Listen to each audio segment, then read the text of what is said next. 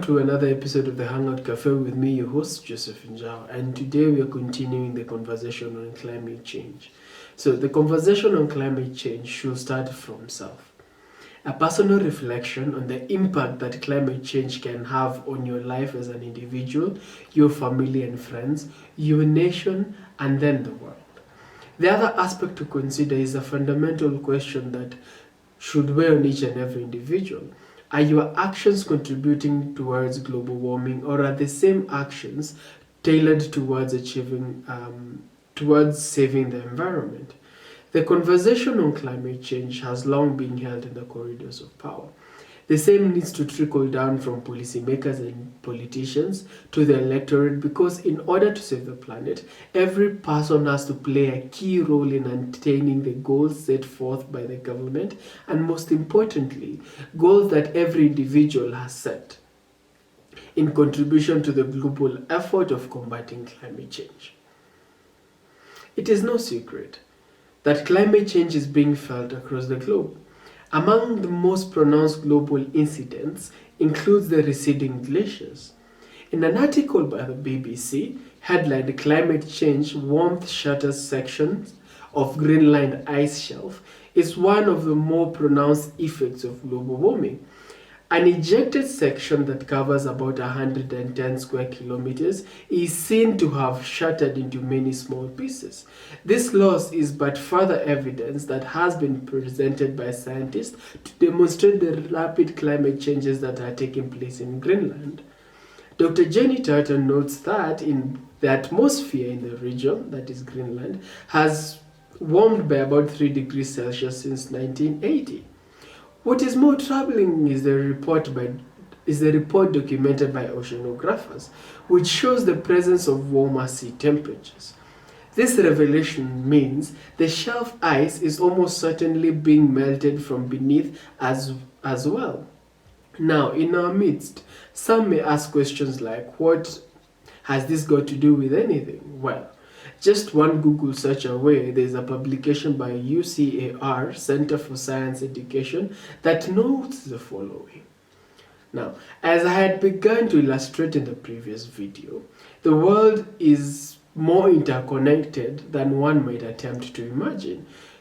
We saw how rainforests across the globe affect weather patterns across the planet. With polar ice caps, the same thing applies. What happens in the cryosphere, which is the ice caps or the polar ice caps, affects the whole Earth. Note, as climate change causes global temperatures to rise, the ice melts. Even as though much of this ice is in the Arctic and Antarctic, the planet as a whole is affected by the temperatures in the polar regions as ice melts. In conclusion, what happens in the cryosphere does not stay in the cryosphere. Now, due to global warming, more of the ice and snow melts. It is prudent to know that as solar radiation hits the ice, approximately 90% of it is reflected into the atmosphere. As more of this ice and snow melts, the ocean and the land underneath is exposed. These two, being dark in color, absorb more incoming radiation, hence causing warming. In a similar situation, as the ice melts, more greenhouse gases are released into the atmosphere, thus advertently leading to more warming, hence global warming.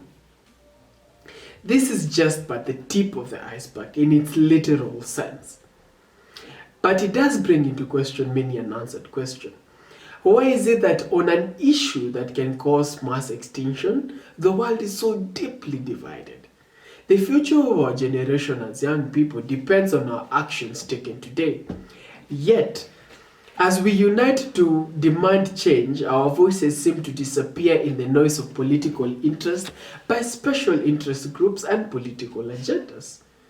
I do appreciate, however, this role of political processes in achieving most milestones, the role of political processes in achieving most milestones in conserving the environment and combating climate change. But the conversation has morphed into a different monster altogether. The conversation that could potentially help avoid mass extinction has been taken over by political rhetoric. When was the last time in a political conversation were you able to fully grasp the impact of climate change and how it may change how you live your life? This aspect of climate change conversation has been designed into more like an open-ended question where you should fill in the gaps and figure out what to do all by yourself. Equally, as you pursue the answer to your questions, the politicians deduce political narratives that are sensational and not practical whatsoever. Now, according to a study by the Carter Center that is titled Youth and Women's Consultation on Political Participation in Kenya, Findings and Recommendation, we find an interesting finding with regard to youth motivation to run for political office. This study notes that approximately half of the youth participants expressed an interest in running for political office. To advance the interest and development in their local communities. The study continues to demonstrate the strength of youth leadership because young people, and to quote, feel that they understand well the needs of their respective communities. Also to quote, youth participants said that they understand the concerns of their peers. In addition, more than 70% of participants who had previously vied for office plan to try again despite feeling cheated during the 2017 primaries. However, approximately half of the participants said that they were not willing to run for political office because of the dirty nature of politics and the financial requirement necessary for a campaign. Some of the youth participants said that leadership required commitment and the public rarely appreciate leaders' effort to bring about development, which is true.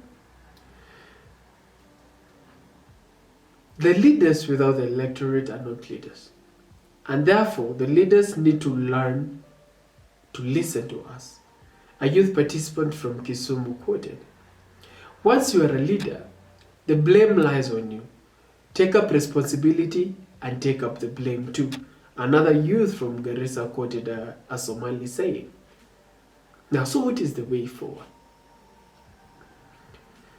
I believe that the tools necessary to effect change and help combat climate change are not far off from us. We possess the required skills, know-how, and ability to effect massive change. Generally, the voices of young people have disappeared into thin air, especially when it comes to political reform. But for the sake of our future, and the future of the next generation, we cannot sit idly by and watch the world as we know slip through our fingers as we sacrifice our future on the altar of political interest. As quoted before, the leaders without the electorate are not leaders, and therefore leaders need to listen to us.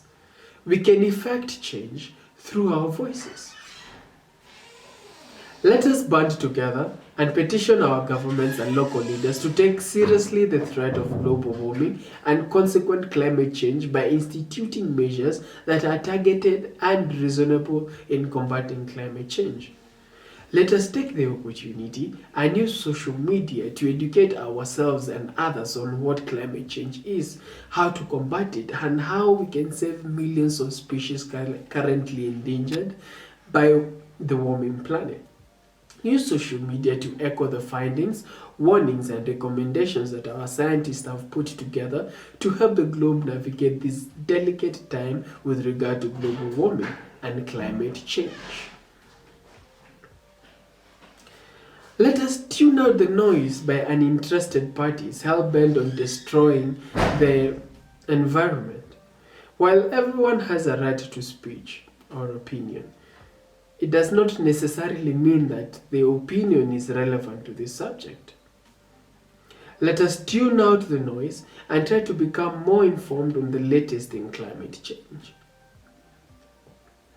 We cannot sit idly by and offer our future to be determined by those whose interests are not aligned with ours.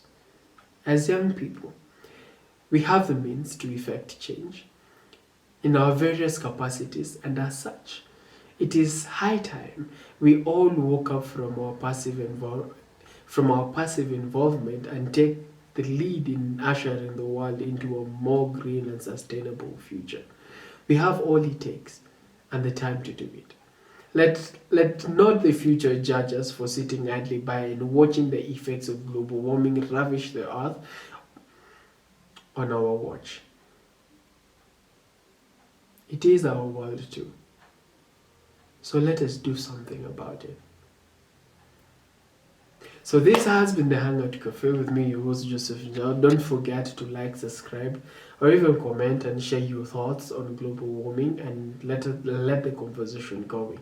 We have a third part of this series coming along where we're going to be addressing young people and whatever they are doing to combat climate change. So keep an eye on that.